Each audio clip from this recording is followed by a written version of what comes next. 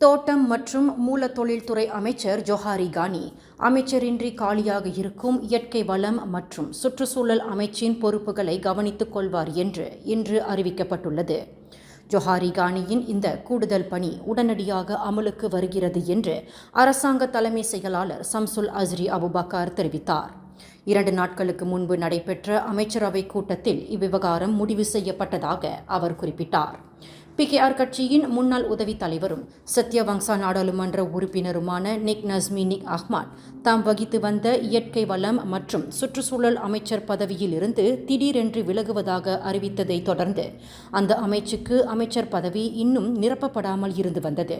இந்நிலையில் அந்த அமைச்சின் பொறுப்புகளை ஜொஹாரி கானி கவனித்துக் கொள்வார் என்று அறிவிக்கப்பட்டுள்ளது.